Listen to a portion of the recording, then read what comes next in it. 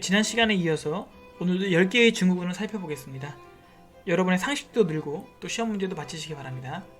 자, 11번 폭식 증후군. 폭식 장애라고도 불리죠. 미국의 정신과 교수 스턴카드 교수가 비만 환자를 대상으로 한 연구에서 이 증후군이 발견되었죠. 크게 두 가지 특징이 있습니다. 일반인보다 훨씬 더 많은 음식을 먹는다는 것과 폭식에 대한 조절 능력이 상실된 것이죠. 그리고 폭식 행동에 대한 뚜렷한 고통을 느끼고 이 폭식 행동이 일주일에 1회 이상 3개월 이상 지속된다고 합니다. 이 폭식 증후군은 신경성 폭식증과는 다릅니다. 신경성 폭식증은 폭식을 한 다음에 보상 행동을 하죠. 어떤 약을 먹는다거나 구토를 한다거나. 그러나 이 폭식 증후군은 그러한 보상 행동이 없기 때문에 계속해서 살이 찔 수밖에 없습니다. 이 재미있는 점은 이 스턴카드 교수가 1959년에 이 야식 증후군이라는 것도 발견했다고 합니다. 지금은 야식 증후군이라는 이름을 붙이기 민망할 정도로 많은 현대인들이 폭식의 고통을 받고 있죠. 12번 길랭-바레 증후군. 프랑스 신경학자 길랭과 바레가 발견한 증후군입니다. 말초신경에 원인을 알 수 없는 염증이 생기는 것이죠. 그래서 그로 인해서 수초라는 물질이 벗겨지게 되고 그래서 운동마비와 감각 이상이 생기게 됩니다.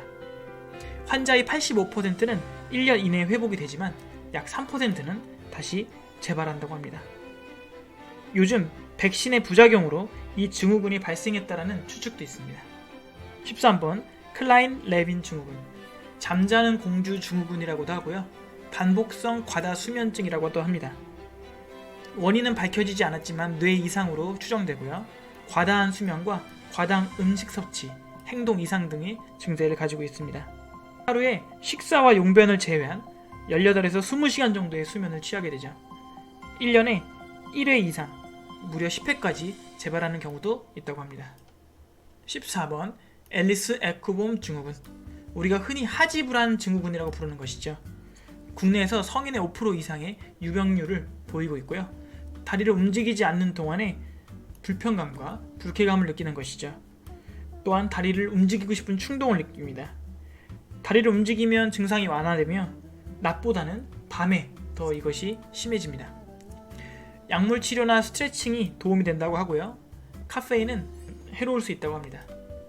15번 롤리타 증후군. 청년 성애 장애라고도 하죠.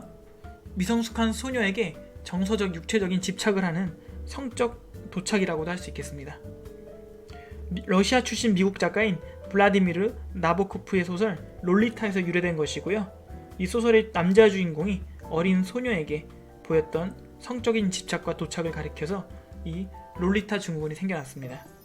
나이차를 넘어선 사랑과 이 폭력적인 집착은 구분해야겠죠. 16번 물질 특정적 증후군. 물질 의존이라고도 합니다. 물질 남용보다 더 강력한 중독 상태를 가리키죠. 물질에 대한 통제 능력이 상실된 것입니다. 크게 세 가지의 특징이 있습니다. 이 세 가지는 모두 다 시험에 잘 나오는 요소들이죠. 내성은 물질 반복 사용 시 체감 효과가 줄어드는 것입니다. 그래서 점점 더 많은 물질을 사용하게 되죠.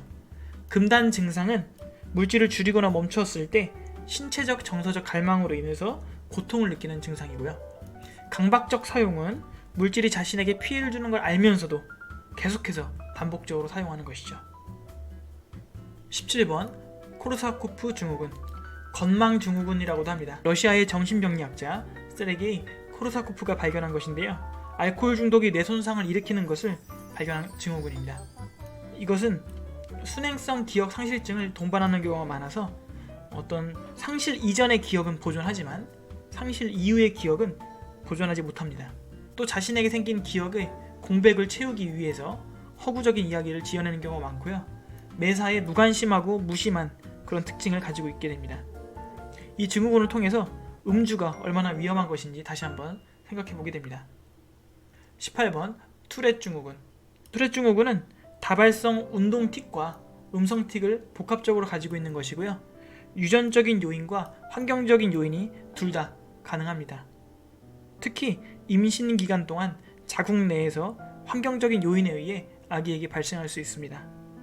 이 투렛 증후군은 품행장애, 공격적 행동, 주의력 결핍, 과잉 행동 장애 이런 것을 동반할 수 있습니다.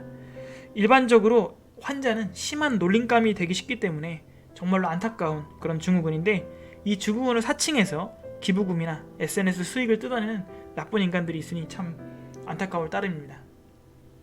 19번 리플리 증후군.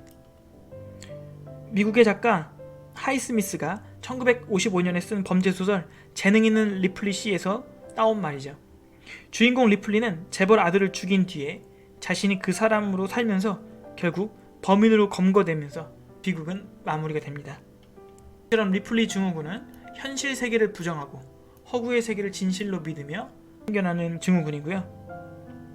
2007년도 학력 및 경력을 위조해서 동국대 교수로 임명되었던 유명인 S씨가 대표적인 경우를 할 수 있겠죠. 욕구 불만족과 열등감으로 인해서 생겨나고요. 더구나 반사회적 인격장애를 동반하는 경우가 많기 때문에 죄책감을 느끼지 않을 수 있습니다. 굉장히 충격적일 수 있죠. 20번 무드셀라 증후군. 추억은 아름답게 포장하고 나쁜 기억은 지우려는 심리, 즉 좋은 기억만 남기려는 심리입니다. 구약 성경에 등장하는 무드셀라는 969살까지 살았다고 하는데요. 그가 나이 들수록 과거를 회상하며 좋은 기억만 떠올렸다고 하죠. 이 무드셀라 증후군은 문화 마케팅과 연관이 됩니다. 우리가 드라마로 보았던 응답하라 시리즈나 또 요즘 불고 있는 트로프 열풍도 이 증후군과 연관된 것이죠. 현실이 너무나 힘들기 때문에 더 과거에 빠져드는 것입니다. 어쩌면 무드셀라 증후군이 강하다는 것은 그만큼 이 현실이 팍팍하다는 것을 방증하는 것인지도 모르겠습니다. 네, 지난 시간부터 지금까지 모두 20개의 증후군들을 소개시켜드렸고요. 증후군 이름들을 보면서 간단하게 설명해보는 연습을 해보시면 다 외울 수 있을 것입니다. 여러분 중에 혹시 이 증후군들과 싸우고 있는 분이 계시다면 꼭 승리하시기를 응원합니다. 다음에 또 유익한 심리학 컨텐츠로 찾아뵙겠습니다. 감사합니다.